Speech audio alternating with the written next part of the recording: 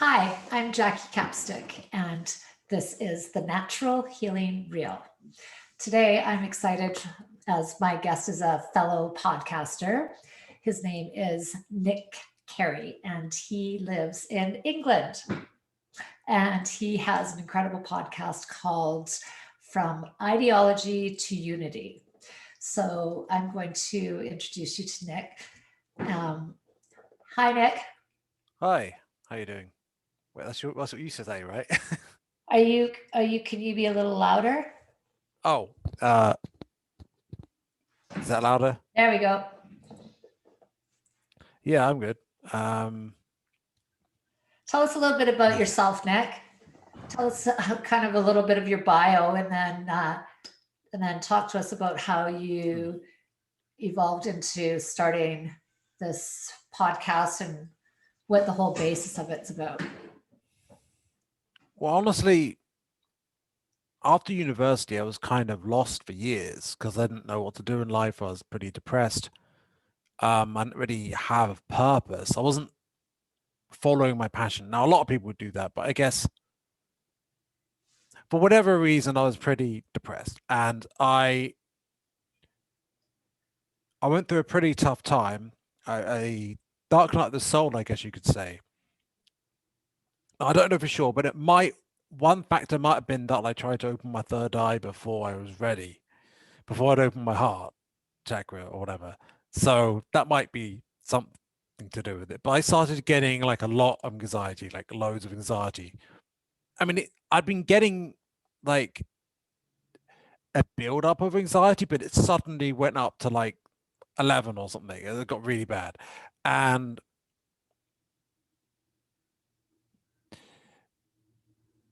but I moved back with my mum because like which was a good move because I was in a place where I wasn't really doing so well.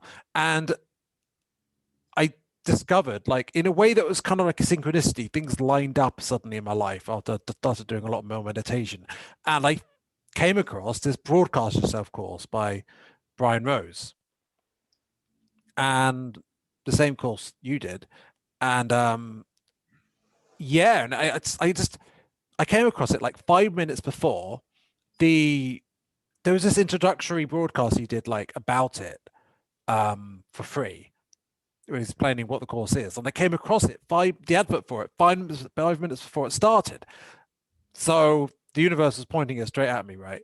So I was like, "Yeah, I'll do it." And I had a look, and I did the.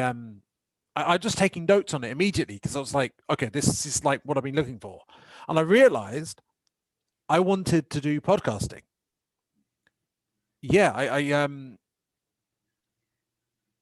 I've been wondering what my life purpose will be ever since I came across my spiritual, the law of one and spirituality. Even before then, I'd wanted to contribute to society in some way. I didn't know how to do it.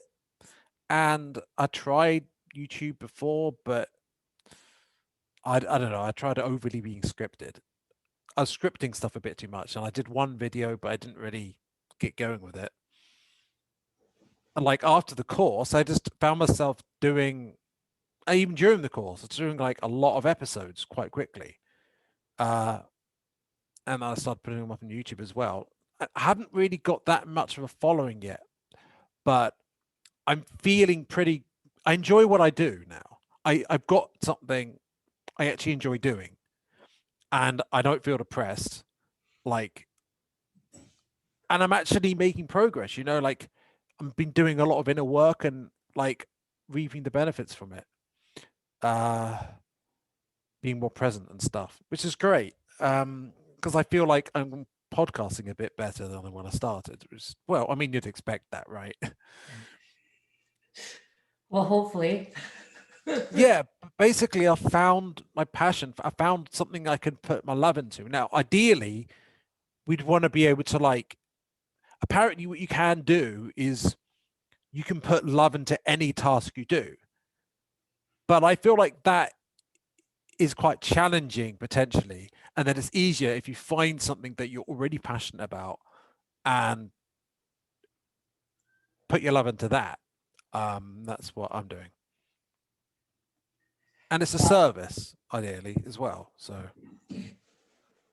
The being of service, I think, is the big thing, right? Because as soon as you are doing that, it shifts everything away from, more for ourselves and then puts it to give back. yeah, although it's not as simple as that, because you can decide you want to serve others, right? But you might still have a bit of ego involved if you haven't. You need to do the inner work to really clear out and heal, your inner traumas and like the negative emotions within you. Like there's a lot of shame in society. There's a lot of, especially in the West, like there's a lot of fear, and these things, a lot of negative self beliefs, and these things really shape us. I mean, I'm no exception to that, and I'm making progress with, I guess, clearing out that negative energy and all that. But just because we decided, okay, I want to help others, like it doesn't mean you're not. I mean, you could be suggesting things while not even following your own advice at times, or like it's like for me, it's as much a journey from ideology to unity as it is something I'm trying to help people with. Because like, Can I ask how did you go about the work that you've done? Like, how did that all, when and well, I started doing evolve? near daily meditation. Admittedly, I could have done more, but looking at guided meditations. These help. Um, Looking up a lot about the law of one. I've been getting books about it too. Um, and it's really, What is and the a lot, law one yeah. for our listeners who don't know? Oh, okay. So I guess you could say it's a form of pantheism, which is like everything. God is in everything and everyone. Like Shinto and stuff. Like this idea that Shinto is this idea that there's a spirit in everything, right? Stone spirit or water spirit or whatever. Just like that, but like souls are God, and everything has a soul in it at different levels of uh, existence. Like that might not be the best expression. That You're, might not be the you're best. explaining it well. You're explaining it well. Carry Really, on. right? And there's also this hermetic idea of so above, so below, so above, yeah, so below, so above. It's actually the other way around, but basically it means that you get reflections of things on lower levels, you get on higher levels, and vice versa, and also within and outside reflect each other. That's also known as the mirror principle, which is related to the law of attraction that you might have heard of. Um, so everything was originally one, and ultimately still is one. But in a sense, the creation of the universe as we know it was a spiritual seeker seeks to understand itself. Now, if the universe is a spiritual seeker, the universe comes to understand itself by dividing itself into many souls, which have lifetimes incarnated in bodies, and then eventually we start out like, I don't know, as objects, incarnating into objects, then into animals. We work our way up to humans and beyond, all the way up to like any like thought forms, and then eventually we rejoin source. And through this source being God, or there are other words for it, but essentially, or the infinite creator, and through this whole process where we gain experience, but also source or God gains experience too. And through this whole process, well, source benefits, but we are source in a way, so we benefit too. But then it's infinite. It goes infinitely up and infinitely down, because the smallest level, it never stops going bigger and smaller. So like source, what is source for us is also kind of like a soul on a bigger scale. Does that make sense? So try another analogy. So what is, So within you yeah, is a universe. That's my understanding. And you are a source just as much as you are a soul within a source. And also every single soul is the same thing because it's the universe is infinite and creation is infinite. Okay, this is getting quite about there, but I know can get so vast so it's quick. fractal. Reality is fractal. I might be mixing in my own perception here, but I think that's this thing about reality is it's not absolutely objective. There are laws about how creation works, and we have creation abilities since we are, in a sense, we're God, but our frequency determines how much we can create or how it works. And the frequency is just the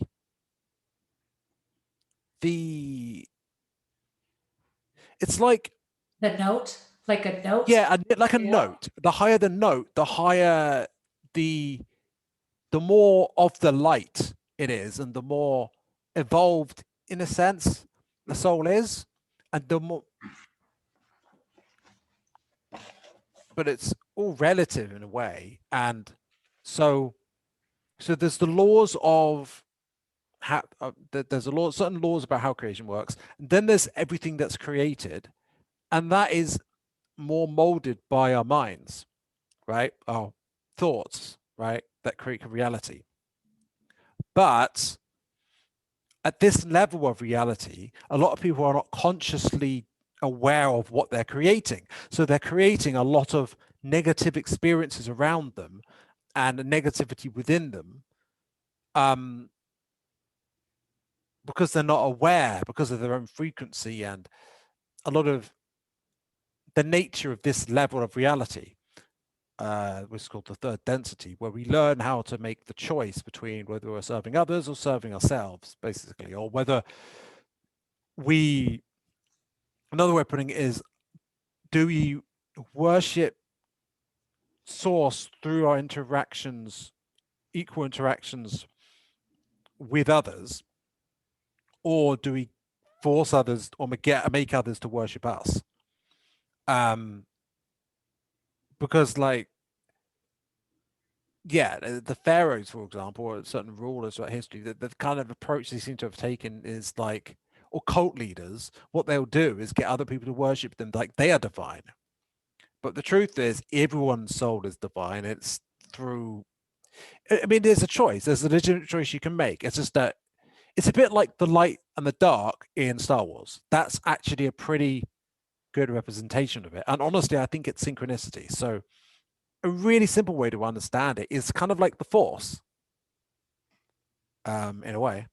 Yeah, that's a great analogy, actually.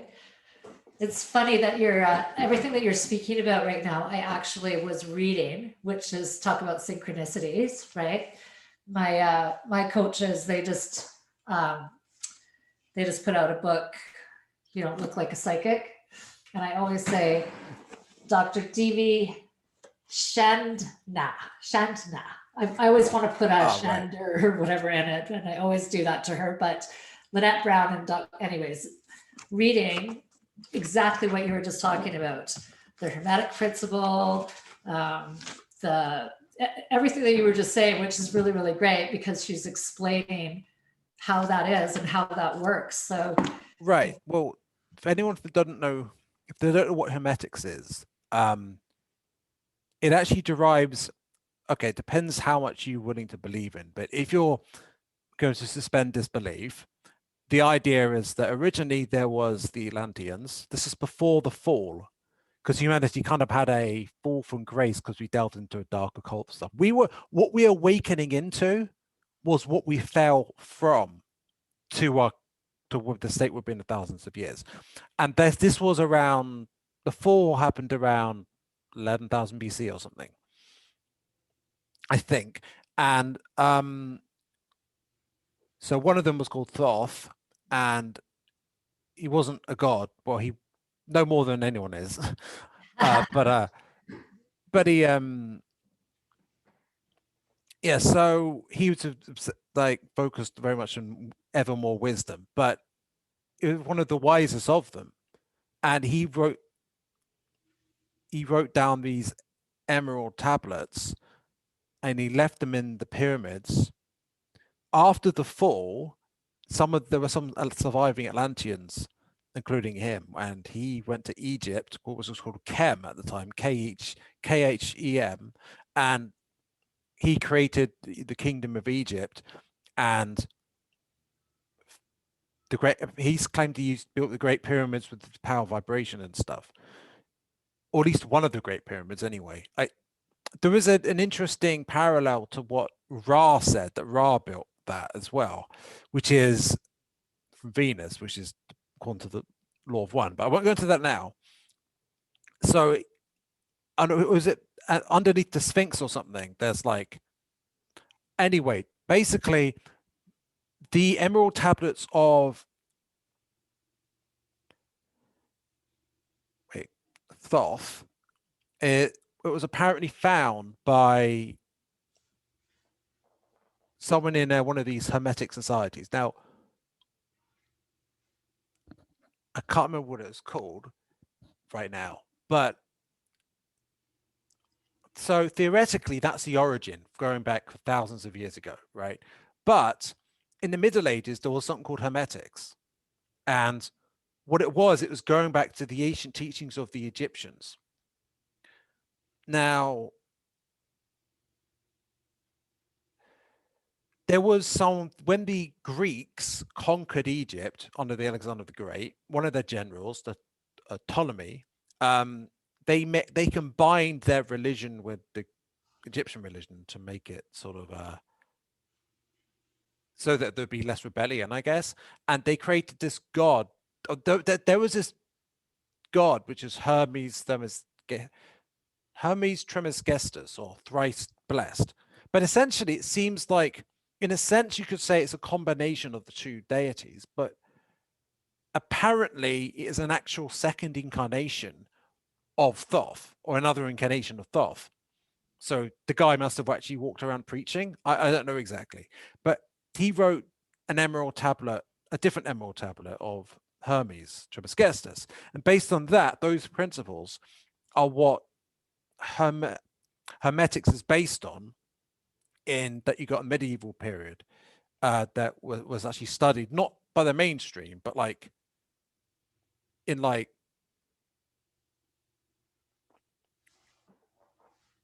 well, there are some scholars who studied it anyway, and it affects how alchemy was done, alchemic principles as well. But theoretically, it all goes back to Thoth, who later reincarnated as Hermes Trismegistus, who and then whose ideas spread into Europe as the Hermetic principles. And from that, you get the Hermetic principles of these fundamental laws of reality, like the law of polarity, the law of vibration, and a bunch of other ones, which I wish I could remember off the top of my head. But they probably are. I was actually literally they were actually just sharing the law of mentalism. I don't know about all that, so it's really interesting. I enjoy listening to principle of gender, the vibration. Yeah, that's one of them. Cause and effect. The gender one is interesting because it's like everything has gender, which is interesting because the English language, everything has its masculine and its feminine. Yeah, the English language is degendered, right? Yeah. And I think it's kind of deliberate, but I'm not going to get into that conspiracy unless you really want me to. That maybe the English language is designed to be, because you know how there's certain languages like Sanskrit or like Native American, which they have like the actual sounds of creation in them, like and stuff like that. Like English is like the opposite of that. It's devoid of all that stuff, and it might be by design. Maybe. Yeah. I was kind of going on a tangent. Okay, so the sixth principle they have is cause and effect. So every cause has an effect, obviously. And principle of rhythm, principle of polarity, you said, principle of vibration, you said, principle of correspondence, as above, so below, as Yeah. below, so above, which you already said.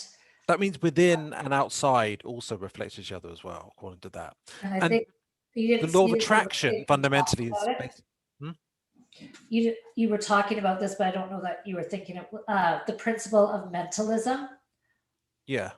The all is mind, which you were talking about. Yeah, So we create, yeah, from our mind. Yeah. the universe is mental. So yeah, what we think about, we create.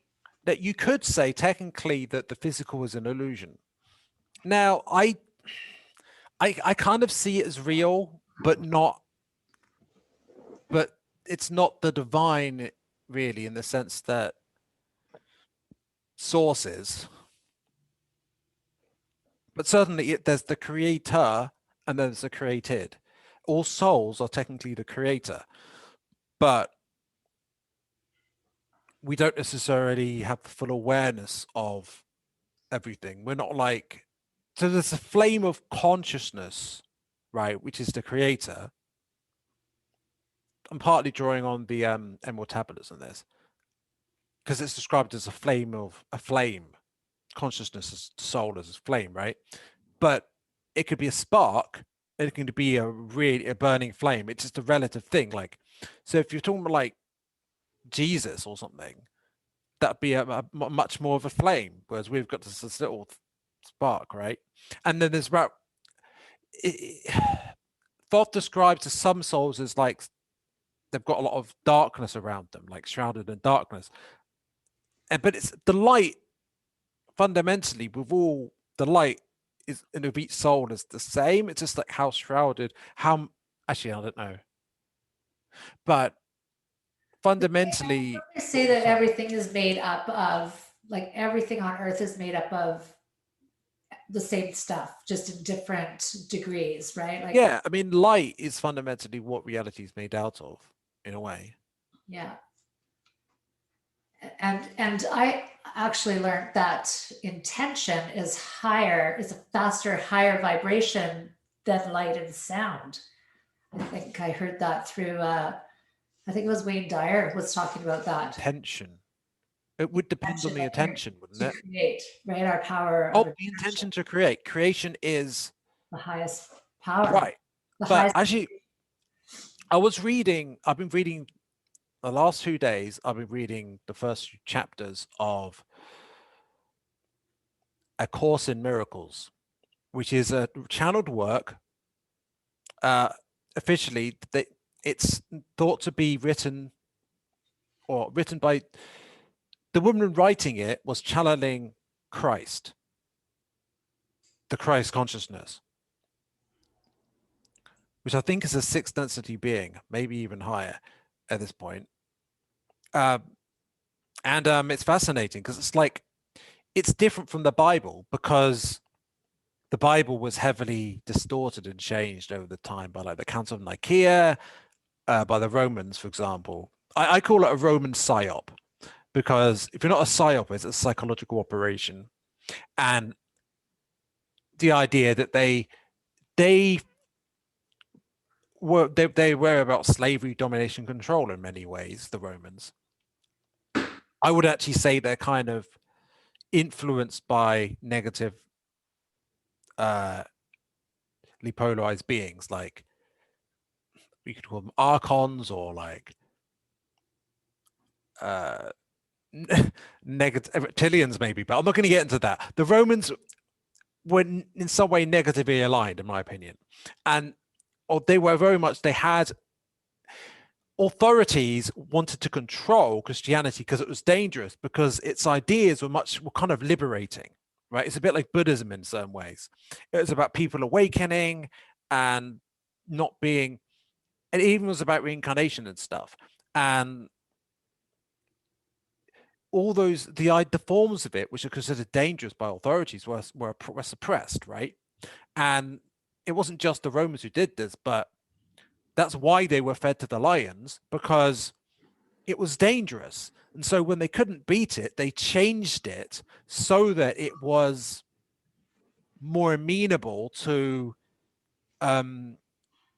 their society. So it wasn't a threat, which meant that Christianity became something about shame and guilt and fear and control with Catholic Church and everything. Whereas previously it wasn't like that. It was, I mean, it was a lot more honestly like the law of one. I mean, Gnosticism is a good example of this. If you look up the early form of Christianity, Gnosticism, it's kind of this idea that all souls are like from the same original seed sort of thing. It's a form of pantheism, and their god is what is their god? I can't remember, but it's similar to it's Gnosticism preceded Christianity, but heavily influenced one form of it, and it's the idea that the negative is part of the overall universe, not just the positive. Anyway, I'm rambling. I do that a lot, so feel Hey, free to interject because you're to the interviewing me. choir. People I don't do mind. it too. I like this stuff. It's interesting, but it's pretty it's so in depth, right? Yeah. While you're speaking, I'm thinking about my trip to Rome. Uh, Oh. and it was my first time to Europe, and it was better than I had dreamt that it would be. But just what you're saying, and the women were in the dungeons, like they weren't even allowed in the Colosseum, and just the ego, right? The whole, masculine, and I'm just listening to what you're saying, and I really saw that. It's interesting. Yeah. I had something, I lost it. The women weren't allowed in the Colosseum at all. No, they were down in the dungeons, and it's not that long ago that was right. I also was reading, and I can't remember where I read it, but right about what you're talking about, that a king came um, into power, and he was the one who I think decided that he I wanted took to the Romans. look outside to him and that was kind of when that shift took place. Tell me again. So a king of Rome, or I think it was like way back in 100 BC or something, right? Or AD. And it was right when the beginning of the Christian church was okay, Constantine. and stuff. But It was but Constantine. yeah, see, I don't know my stuff like you do, but It it's was really Constantine, and Constantinople was named after him, and he decided that their religion, Christianity, was the official religion, but he decided only certain aspects of Christianity were going to be Christian anymore, and the rest weren't Christian. Is that what you're referring to? Yeah, there's a whole lot of it. And I know we had this phenomenal lady who was a tour director, and she took us through the Vatican and everything. And she was showing us where they etched out Jesus's best friend, and you could see how she would show how through, like in the paintings of, anyways, they put tyrant instead of what his actual name was. I can't remember which one it was though, but it was like there was Jesus and then the next name, and you could see it all scratched out, and they put tyrant, and then they were showing all the beautiful paintings and stuff that um, Van Gogh and whoever else was, I can't even think right now, but they would paint each other in the murals, and Yeah. and kind of, shame them. You imagine that that's there for the whole history of the world. Right? But it is that twist. So the Bible, you can see through that history how just our humanness, our ego steps in, and it's our perspective. So the channeled stuff from that you're talking about, you're feeling like it's very, very clear and authentic, Right. not What the Course in Miracles is talking about, and I admit that when I've read it entirely, and when I know it better, I'll be able to explain it better, probably. My impression is that the miracles it's talking about is, if you're in a place, coming from a place of love, suppose you've opened your heart entirely, you're in a place, your mentality of grace, that if you're ready to, at any moment, to effectively channel source in a sense of what you do. So if you're doing art, or if you're inspired to do something art, and you're really coming from a divine place, and a miracle is when you're doing work, or when you're doing something where it's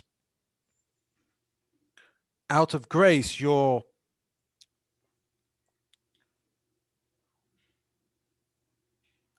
basically channeling source.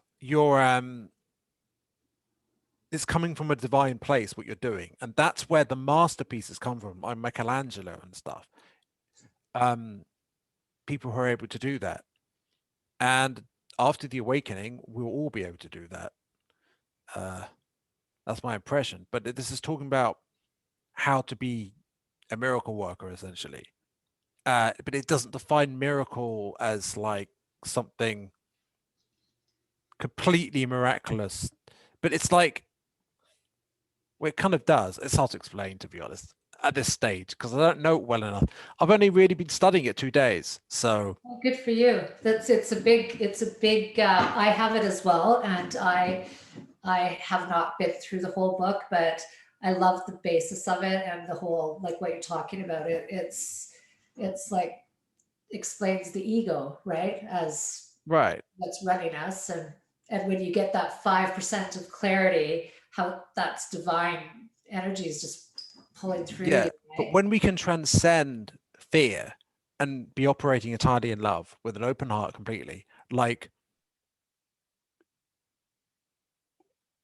source can operate through us at times, and that's when wonderful, miraculous things can happen. But it's only really, but it's saying that we only need the miraculous because we're in we're we're in a lower state of consciousness of fear and a lot of negative emotion, where we miscreate, that we create, because the law of mentalism, that we create a reality, is where we just create in a way that is kind of insane. It's hard to explain. It's like, if there's logic, if there's something that you create, you have to believe in what you create.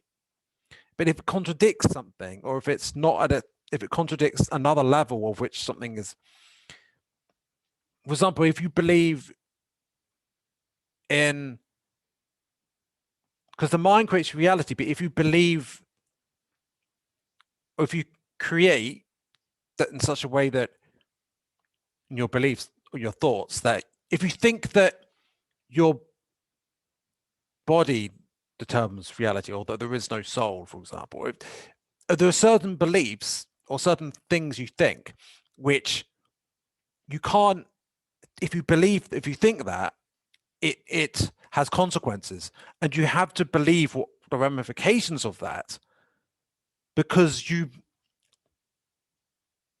creating it through your thoughts, and you can't not believe in what you're thinking. And so you have to come up with these other thoughts and feelings that to deal with the consequences of what you've created for yourself, which complicates it and messes you up further. And then you've got to come up with even more stuff to deal with that. And it's kind of like, we can miscreate a dark reality for ourselves, or at least for our dark subjective reality. And that's a lot of what's been going wrong on Earth for the last 10,000 years or so, right? Has been that, since the fall from the Atlanteans. It hasn't mentioned the Atlanteans yet, but I'm adding that in. And when we can come back to a state of grace, and that's, I guess, what the ascension is. Yeah.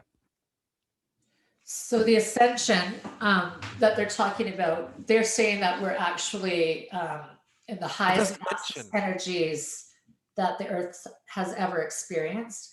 I was Does watching it? Who Braden. says that? He's Sorry. got secularly Right. over millions of years, right? And it shows that what's happening is secular, like even the whole climate, global Oh, warming. do you mean like where we are in the galaxy or something? What's that? Where we are in the galaxy is like apparently higher frequency. We're right by the, apparently where Earth is right by the black hole or something, which is, I guess we've got like boardwalk or Park Place real estate where we sit in the universe. So that's a good thing. I don't know. Also, there's another thing that David Wilcott talks about where you get these waves coming from the center of the galaxy every certain amount of time. And what they do is they're waves of creation, like I think we're like the galactic on right mind. now, right? Yeah, and we're in the middle of one now. And every time that happens, well, it raises the frequency and things change and evolve more, I suppose. Um, I heard actually that on December 21st, when we had the solstice, that there were so many global meditations going on to raise the vibration out of the fear that everybody's in for, the COVID, right? Everybody's, scared of their health and their careers. And, anyways, I guess it's really put our planet in a bad state with all that fear, that vibration being so low. But apparently, there was so many global meditations that happened, and because they came from the heart, like you were talking about, it they were saying that it actually pierced through Mother Gaia, which is the Earth, for like the first time ever, which gives us all like an upgrade, a DNA upgrade. So it helps us to evolve and be the creators, and I think wake up, right? Like I think we're all just kind of yeah, waking up to the fact that, um, what is it that we're supposed to be doing here? yeah. I mean, we have. It's like we haven't really truly been conscious, and conscious and being awake are linked. And actually, the what I read today is it said that those who live in fear aren't truly living at all. That's right.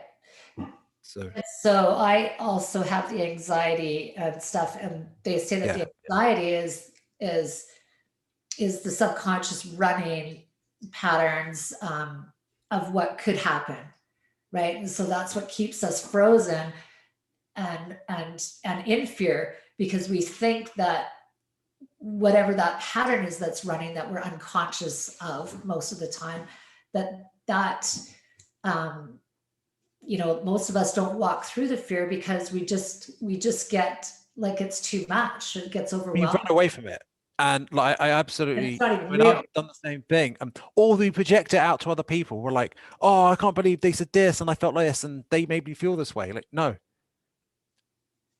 we we choose how we respond, and it's so easy to feel like someone has done it to you or like something external. And I've been there. I've absolutely been there. And I even relatively recently, I've lost my temper about things, and I do it less common often, right? But yeah,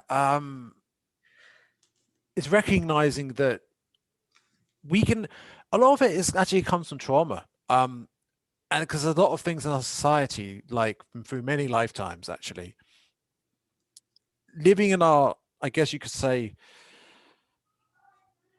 in the 3D matrix, and there's a lot of things, for example,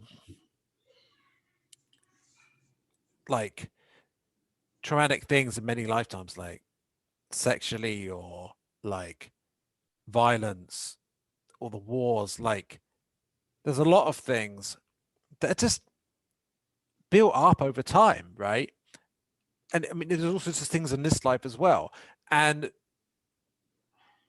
if we have an opportunity now to heal a lot quicker than we did before. The frequencies raising up, but we have to do inner work, and we have to face our emotions, and we need to meditate and integrate and like transmute those negative emotions into something more positive. That's what I've been focused on, and I feel like I've been making headway, definitely. So because I feel a lot more relaxed. So you can, it doesn't happen overnight, but if you do it from, if you've like meditate regularly for months, you will start to feel a difference, especially at a time where the awakening's happening.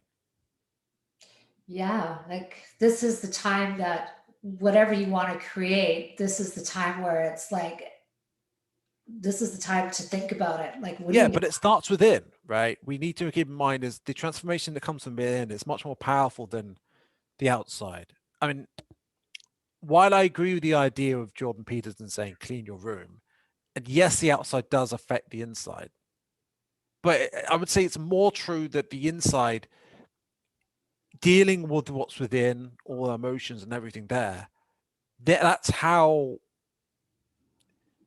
for example, if you're just trying to like help people, right? But suppose you haven't dealt with all your inner demons, right? You might just be completely messing everything up because you don't know what you're doing. Because, like, do you know what I'm saying? Like, absolutely, yeah. because you're just starting that journey and you don't have all of the knowledge with the experience, right? But that doesn't mean don't help people just because you've got issues either. No, Uh, you have, that's how you help yourself and others. Is, I think that's us doing our podcast, is it's a journey of being in service and staying on that journey of learning and expanding and and when you share, you get to know it, then you really get to understand it, right? Instead of um, just kind of reading it and then it goes in and yeah. passes out, right? But Well, when for me, you it's about, know it, say it, and then sorry. share it or teach it, then you actually really experience and start to live it. Yeah, you learn a lot from interviewing people, and I've definitely learned a lot from it. And it's not just that I'm teaching, or what have you, unity in a spiritual sense and also social unity. It's also from ideology and dogma, like moving away from that towards unity, but it's also that I'm moving away from ideology towards unity. Like I would admit, like I still have biases. Um, like I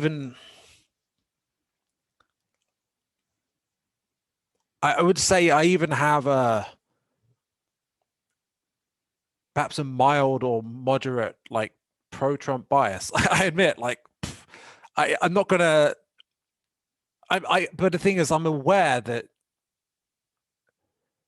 and I've got various other biases, especially used to in the past. I'm just more getting more aware of it and less biased, I suppose, or less ideological. But like, I'm aware of the problem, and I don't really want to be contributing to it by, because there's this fight or flight sort of trying to change people's minds, and this whole ideological struggle where you're threatened by what they represent, and like that whole thing is a really big problem. In my opinion, it relates to the chakras actually, because you've got the root chakra, which is about basic security, survival, basic reproduction, and then orange, which is about our relationships, some of which it might be include sexual or interactions with like the opposite sex, especially anyway. Then um, yellow ray is interesting because, or the solar plexus chakra, like the heart chakra above it, the green one, is about what we're moving into with the as we're awakening, opening our hearts. But for a long time, we didn't get to that point. And the highest a lot of people have got to is their yellow solar plexus chakra. And what it focuses on is the complex interactions. Like, could be doing our taxes, it could be relating to government and stuff, and like this complex high level stuff. But also, like, I got this sense of the situation that, like in school when you get these cliques, and how you get these social ideological groups people join, or football clubs or whatever, right? Sports clubs. People join these groups and they have empathy for people within their group, but they have a lot less empathy for people on other groups, especially if they're rival groups. So it's about like development of what your role is in society and in your tribe. And it's very beneficial in a lot of ways, but it's still very divided and tribal in a way, despite being more sophisticated, say, than red ray or orange ray. And what we need to move into is a situation is where people are uniting through unconditional love with an open heart in green chakra, right? So we need to do the inner work to get to an open heart chakra as a whole, so we can unite as a whole and identify as, well, perhaps humans, or perhaps infinite souls or temporary existences, but relate to each other in terms of on an equal basis and loving each other unconditionally. Because, like, even if I mean, not everyone can even get up to the sacral the sacral yellow ray chakra. Some people are even, they have blockages that might mean that they only don't, they're lower down anyway, which is unfortunate. So for our society to really, a lot of what this awakening is about, it's just moving to a place where we're unifying together in love, and that's really important. And I would say that's the energetic aspect of what it means when my podcast is called From Ideology to Unity. Does that help? Yeah, it's they say that the Heart Math Institute, right? So it's the doing the brain heart coherence. Like 5 minutes a day of that is undoing years of old patterns and stories, and it's actually, it was today they've been clicking, they must be doing a big global meditation again.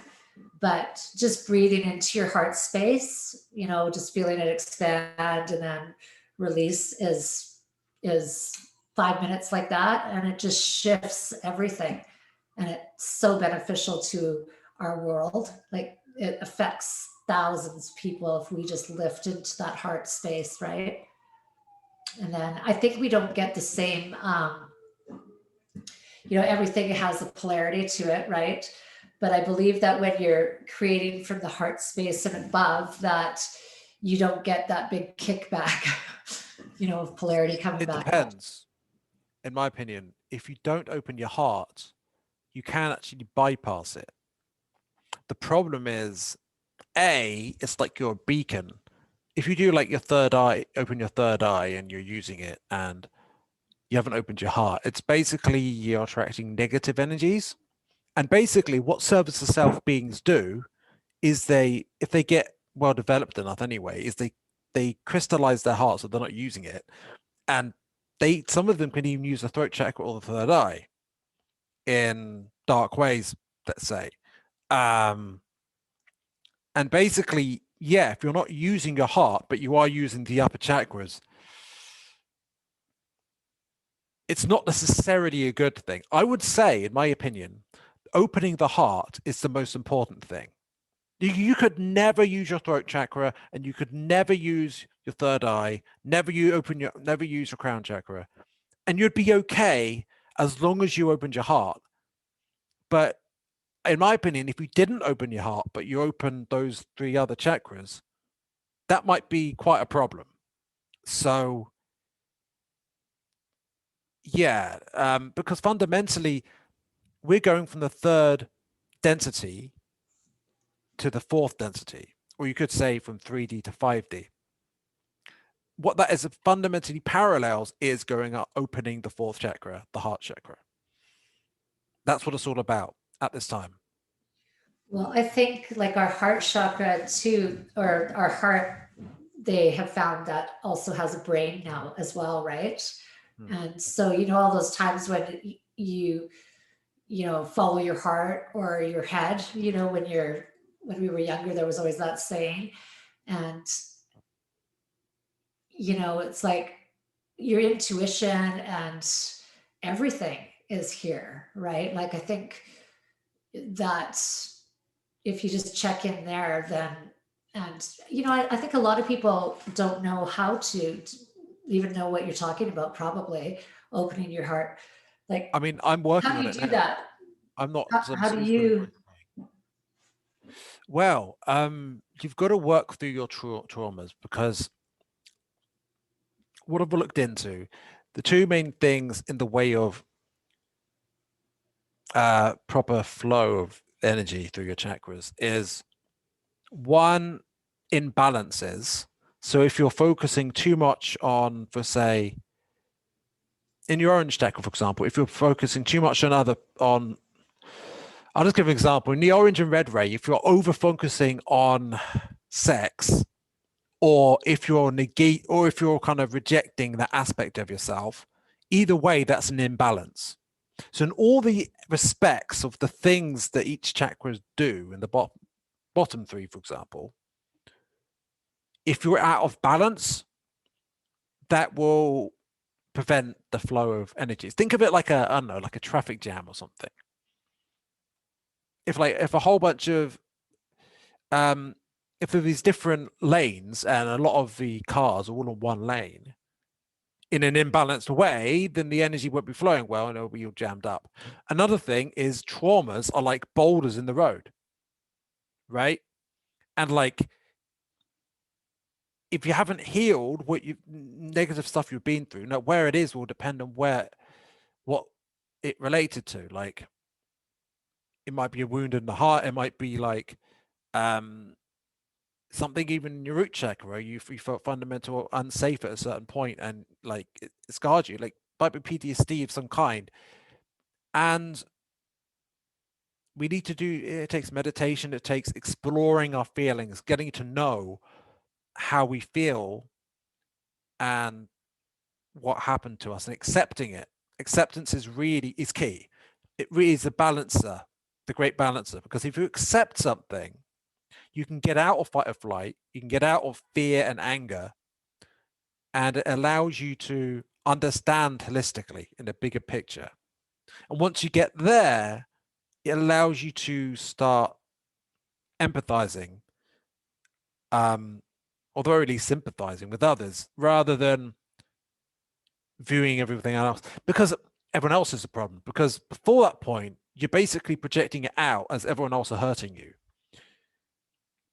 rather than seeing in a more balanced way your role in things and how you're creating your own reality in a negative way, or what you're going through, like what traumas you've been through, right? If you can heal that, if you can transmute that negativity into love and really, explore and accept what you've been through and stuff, like what you can do is you can essentially heal yourself of that trauma. And so that big boulder in the road is gone, and you balance out each chakra as well, then basically you can get to the next one up, because energy comes up from Gaia, I suppose. If you unbalance, if you balance and heal your bottom three chakras, that allows you to open your heart chakra. And if you heal and balance that completely, well, you're enlightened. You're awakened. That's what awakening is. And the thing is, getting from the third to the fourth is actually really awakening. Like, opening your heart is tricky. When we grow up in this on Earth at this moment, like it can be difficult. But simply doing that it's not just that you're doing great yourself, but you help other people by raising your frequency, right? So if all you ever achieved in life was opening your heart chakra, you'd actually be doing great service. I love that. It's very true. Very true. So how do you have like some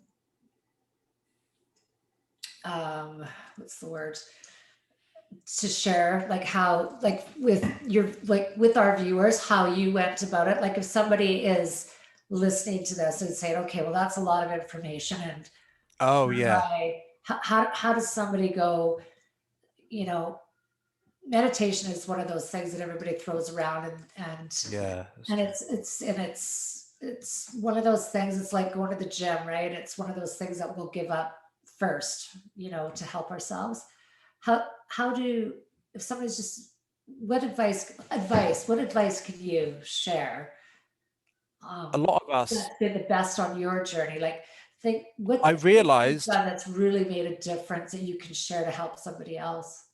I realized I had subconscious shame, a whole load of it, and I had no idea. Because this is just me, and I've got a feeling a lot of us, Christianity kind of shames people, and also we've kind of got those norms in the West in general. And I mean, I don't think it's even just in the West. I mean, anyway, a lot of the time, people grow up from with a lot of, or at least a lot of adults have a lot of shame. But if you're not aware of it consciously, I mean, if you're consciously aware of it, that might be something to deal with as well. But if you're not aware of it, it just might just be, suppose someone has a go at you or someone criticizes you, and you feel stressed. That stress, it might be kind of slightly painful or uncomfortable in your head. You know, you feel stressed. And that shame is stressing you out because something might have happened, like maybe, maybe like parent or teachers, maybe they humiliated you or made you feel small, and like well, they shamed you, right? If you And there's a lot of shame in this collective unconscious as well. And so, and I realized I'd been shamed in as a child and stuff, like, and what, but I didn't know I felt that way. All I knew is it was causing me to, I got stressed when I was like criticized. The more criticized, the more have someone had a go or was harsh to me, the worse it is. But even when it was criticized a bit, it kind of like I got defensive. Like a lot of us get defensive. It's regular, but this,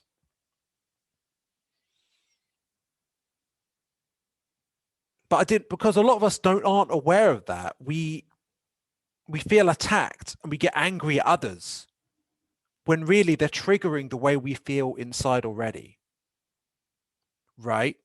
So if you can recognize that you've got subconscious shame when you get defensive, what you can do is start to explore those feelings, start to explore your past and try to understand why you feel that way. Really, really get into it. Oh, EMDR is a really good therapy, by the way, because it's can't remember exactly what it represents, but look it up. So you look left and look right, like, and it rewires your brain while you reflect back on what you've been through. Anyway, that's also something I made a big breakthrough with very recently. But aside from that, yeah, really, if you can,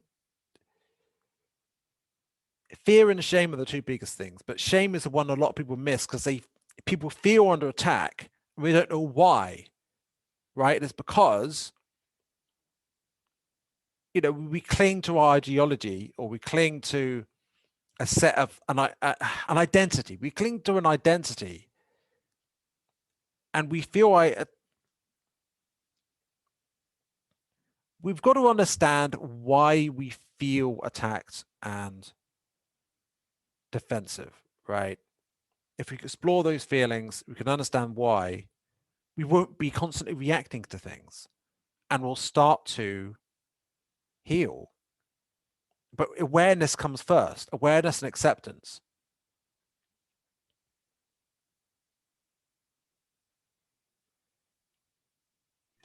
Sorry about that. um, so I learned something really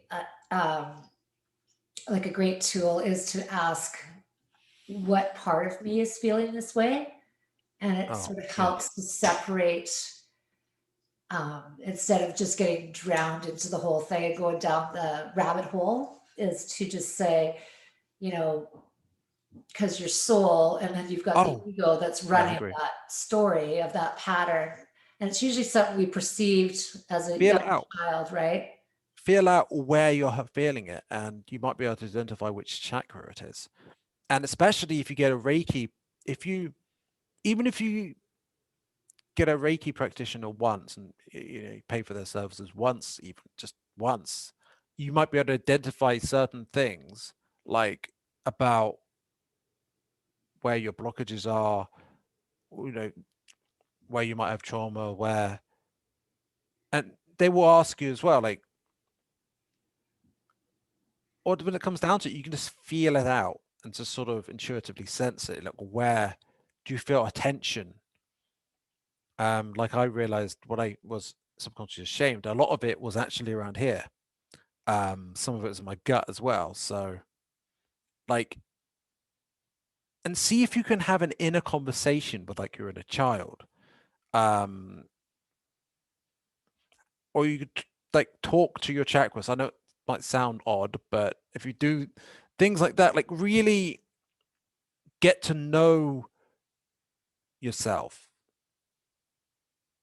rather than looking outside or looking at other people or looking or distracting yourself, like really maybe you can detox from like the internet or something. I don't exactly do that myself, but I've definitely considered it. Yeah, if you can do that, be with yourself. Because how often are we really with ourselves?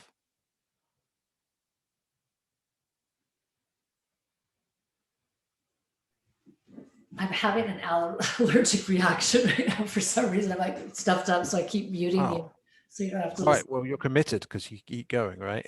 Yeah. So yeah, it's like yeah, it's funny, right? How things.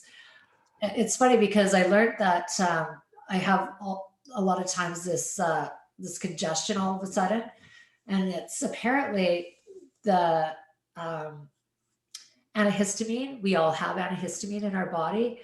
And when you talk about fight or flight, or if you're living and you have any anxiety, it gets antihistamines going, and we actually have enough already. And so the fight or flight brings and anxiety brings congestion because it's got you. Then you have too much antihistamine in your body.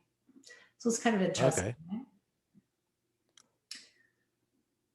It's like a constant, though. All these interesting things that our body does with the reaction of our thoughts that we're not conscious that we're thinking. Yeah, there's another thing I'd like to mention. Um, Something I heard in this is something Carla Rueckert, the woman who channeled Ra in the Ra material, said, is that to open your heart, there's three most key. If you really simplify it down, there's three steps: know yourself, accept yourself, and forgive yourself. Now, it's all very well knowing others, accepting others, forgiving others, but when it really comes down to is if you, yeah, if you can know yourself, accept yourself, and forgive yourself, you can open your heart. I know there's probably more to it than that, but that, when you really get down to it, is what it's about. Well, I think that it's a huge, huge process because I've been working on it for a lifetime. And I don't know that we ever really arrive. I think we're always just growing and expanding, but it's important work, right? It's really important work so that, I mean, everything is just all about love, right? Like love is why we're here. Gratitude helps though. Gratitude is really powerful. Gratitude is powerful. You're right. There's someone on a course actually, and he basically, from what he tells me, he basically, because he does have an open heart, he has actually awakened, I can tell. And like it's from gratitude. He basically conditioned himself to feel gratitude every single day. And for some reason I can't remember his name, the Australian guy. Which is really helpful to you listeners. Sorry. Well, even Well, Oprah did that. anyway, he conditioned himself to have gratitude every day at regular trivial things. And if you condition gratitude into yourself on a regular basis, well, it's extremely powerful. It really is. It really is. I taught my kids that from a really young age, right? Like at the end of the day, even if it's you've had the worst day ever and you had a warm bed and you brushed your teeth, just to be, just to go down and say, what were the things that worked for me today? And when you wake up in the morning, to set that intention of what you want to create. Because if we don't set that intention of what we want to create, then we're just out there and things are coming at us instead of being the creator, which we're here to do. Then we're all of a sudden being the victim, I guess, right? I So suppose. Though some people overly focus on, they get into law of attraction. They focus heavily on what they want to get, yeah, but I they think don't focus in on increasing their general, frequency your first. day is gonna look a certain way, right? You just kind of set Yeah. it off and see your day, see yourself being in the flow, like see the things just being easy and light, and Hmm. just kind of set like a quick minute thing, in the morning. Yeah. I suppose that's Days that probably a good I do idea. that, I have really great days. The days I forget, you can look back at the end of the day when you go to gratitude and you're like, oh man, it got tough energetically throughout the day, probably because I hadn't, got clear about what it was that I was trying Yeah. to The simple things do that day. that Do you really do that? help. Set intentions in the morning? Actually, no. Yeah. That sounds like a good idea. Um, Yeah. considering what I'm grateful I did for. it for I 3 years and then I got away from it. And then I did this course, and it's really, as soon as things aren't going well, my coach will say, so are you doing your morning and evening? Just those simple little things, like you say, right? That 1 minute in your head, or writing something down, or right, There's something else. Breath makes work. all the If you difference. do deep breaths, even just a few of them, they can calm you down. And if you do it for an extended period, it can really, pardon me, it can really increase your frequency. It can, if you do it right, you could even get a release of DMT. I'm not sure if No, you got it. It's in I've that actually pineal experienced it gland, right? fully yet, but you can do that. Yeah, that's Joe Dispenza's work, right? Shaking off Yeah.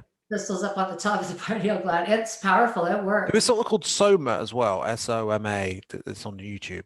They do something similar, but And there's that other gentleman yeah, too I've been watching, uh, Hubert, I believe is his last name. Have you seen him? no. Yes. But he's talking about just doing a reset of, when you get out of sorts, that you can just do like a 2 breaths in and then a breath out, like, and it actually just resets your nervous system, I guess. There is a good meditation I do some mornings. I don't do it every day now, but it might be worth doing every day. There's a YouTuber called Brian Scott who developed it by looking at a number of different meditations, guided meditations, and people asked for short ones. So he combined features of a number of them into a short 12-minute meditation. right? So the first thing you do is something called fire breaths. And in case you don't know, is it's breathing intensely but quickly in and out of your nose. So like, it looks quite intense, right? But you do that for like 20 to 30 seconds and have a short break and do it again. After that, what you do is you like breathe breathe up, breathe air in and sort of push energy up and squeeze your muscles, like your abdomen muscles and stuff, in and up, like pushing up your muscles up as much as possible to bring energy up to the top of your head. And each time you do this a number of times, and each time you look like up and left, like down and left, up and right, down and right. I can't remember the exact order, then left and then right. Basically, you look in each direction just with your eyes for each time you bring it in. So that's, I think, eight times in different directions. And then if you do that, like it's activating different parts of your brain and bringing energy up to it as because they've got all that energy from all that breath work with the fire breaths, right? And to these heavy breaths you're doing as well. And that brings all this energy up here to different parts of your brain, activates different parts of your brain, and then you focus heavily on like one of your best experiences you've ever had, like, and focus on how grateful you are and how awesome it felt and like all of that. And then you like another experience was just like when everything synchronicity, when there's a synchronicity, everything worked out for you, and you've really focused positively towards the end. And then the now stage is like, I think this is an optional stage, but you can get up and sort of like basically like whoop, like you're like, yeah, sort of thing. That's basically what it is. If you find Brian Scott's 12-minute meditation, he'll take you through it. And it's really good. Also, he's got a great channel, really good at guided meditations and stuff. So Okay. yeah, I found that one transformational. So I haven't done any of the eye looking before. That's yeah, interesting. it's quite interesting Yeah. What is because that like called? I don't know, because there's a number of different techniques that you combine together in quite an innovative way. So It's incredible. Like there's just so many things that we can look do up that for ourselves, particular right? one on this channel though. So what you're saying, so many different meditations, So many yeah. different things that we can do to help ourselves. It's so great. But Yeah. we need to share that, right? Because people don't know. Mm. There's also, well, there's people channeling on a on YouTube and stuff like that. All of these books and stuff. Like one I would say is quite important is The Law of One 101 by Carla Rueckert. Rueckhart.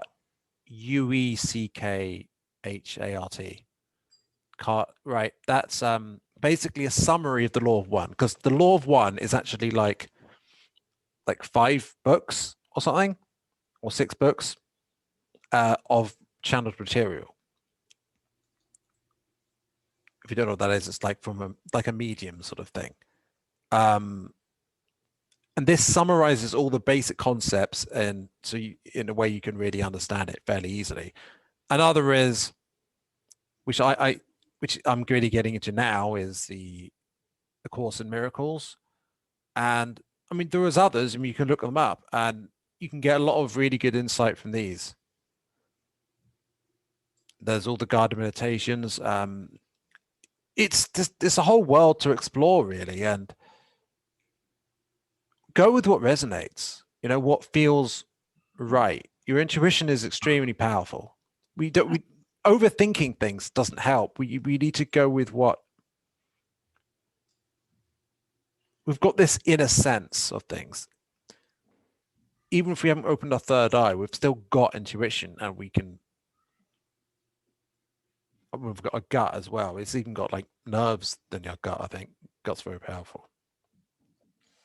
Yeah, we've got an incredible vehicle that we need to learn how to use, hey? Because it's pretty, like, just even, I'm working on the same stuff you are, and it's a process, but it's worth it. I mean, it doesn't really take that much time to put a little bit of time for yourself, right? But you have to Yeah. make it a commitment, otherwise nothing happens. Yeah. We might say, I haven't got enough time, and there's all these other people I need to help. Maybe, but you might be able to help them better if you help yourself. That's right. Because we need to operate. If we're operating from a full cup, there's more to give. Yeah, well, that's what they say, right? You can only love as much as you love yourself, right? So Yeah. a I lot mean, of that's us don't know how to love ourselves because we all have this pattern of that we're not enough, right? So yeah, yeah, yeah. I just had knowing that that you're not before. alone in that is a big thing, right? Yeah, and I'm not even. I'm in the process of start coming to love myself, and it's Well, I yeah. have We to might tell think, you, I oh yeah, I like myself, your but well-being hmm, from when I met you to how you look now, I can see your whole well-being is brighter and lighter and more vibrant. And not that you thanks. weren't before, but there's a definite shift that's happened that I see just in your whole energy field. So, you know what? Good for you. It's great, Well, you can right? see it. Yeah, because I think, when I was younger, to go to a religion, it was like you had to do this. It was all rules, right? And the thing Yeah. what's great about what we're doing is it's not about that. It's just about being true to you. What feels good inside, right? If it doesn't feel good, then you need to honor that. And Oh yeah, that's what I've really been doing. I'm like, I feel this negative emotion come up, and I'm like, I honor you. I honor this. I accept what I feel, and I honor it. Because if you were like, no, no, no, that's wrong. That's a bad thing to feel. That's low frequency. Like, well, that doesn't get rid of it. It just bottles it up more, because it can come out if you accept it. Because otherwise, you're putting a cork on it. that's But right. if It's you almost like a fear accept it, it can base, flow right? out of you. Yeah. You don't want to Then feel it. you're afraid of yourself and what you're feeling, or maybe even hating what you're feeling. And that's just this whole negative spiral of messed upness, right? That's You're like, society. That's society. That's the box, yeah, right? We're changing the box to a circle. exactly. Okay.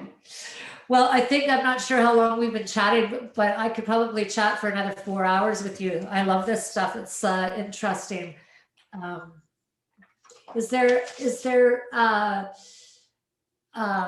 so you live in England, Mhm. Nick, and your podcast is From Ideology to Unity.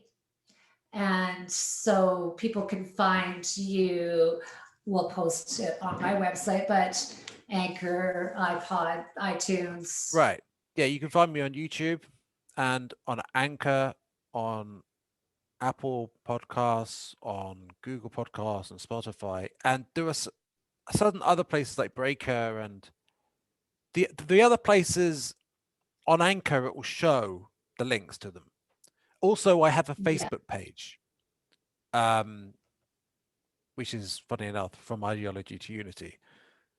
I haven't really got that much on it, but I will be posting more on certain updates about what I'm doing. So well, good for and you. look for my names elsewhere, because I might create more social media profiles elsewhere.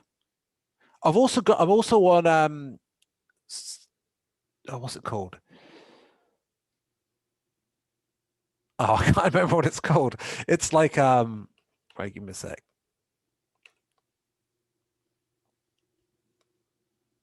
Library, or LBRY. It's like it's a bit like YouTube, Oh, okay. um but it uses cryptocurrency. I've only got like 3 videos up on it at the moment. And what is it? LIBY? LBRY. It's meant to mean library coin. So you earn cryptocurrency by posting like videos or posts or comments or other content. It's like an online library. That's meant to be the idea. So You're going to have to share eh, that with me so I can share that. yeah, well, any activity that you use on there, like you earn cryptocurrency from it. So yeah, it's a really interesting system. So and they And don't censor you. and so that's on the crypto you were saying that's following Yeah, the blockchain. yeah. Like, wow, very cool. I just totally have been learning about that for the last, I don't know, since the springtime, and it's moving fast in that direction, boy. Hey, it's a lot of knowledge to learn. That's interesting.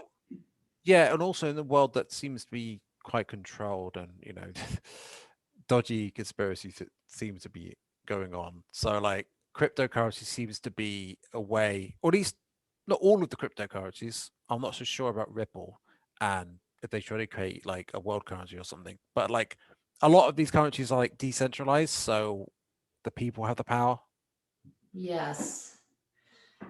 But with the blockchain, every single thing that you do apparently is trade. Like you can't erase it unless you're the owner, creator of the blockchain or something. Anyways, lots to learn there. We'll have to do a show on that Yeah. because I'd love to share some of that information that about that because it's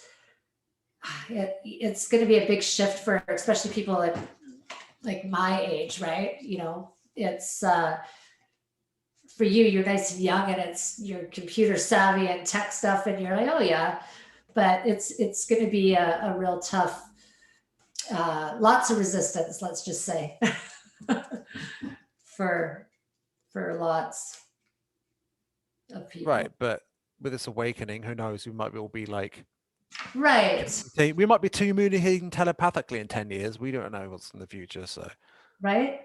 it's just, And that future is like right upon us. So let's just hope that we don't get hit by that big solar flash and well, whatever it is, it's all good, right? Just yeah. not focus on what is not working. From Focus what on I hear, we've already creating. won, energetically speaking. It just needs to all play out. Yeah. In Italy, they're refusing to follow the lockdown. So, uh, good news. I've got a feeling things are going to start getting better this year already. With you. So, I'm yeah, with you. mm. I'm not sure how right now, but I keep telling my husband, you know what, that white horse is going to gallop in. You just got to see it, right? That's how they make all the movies, right?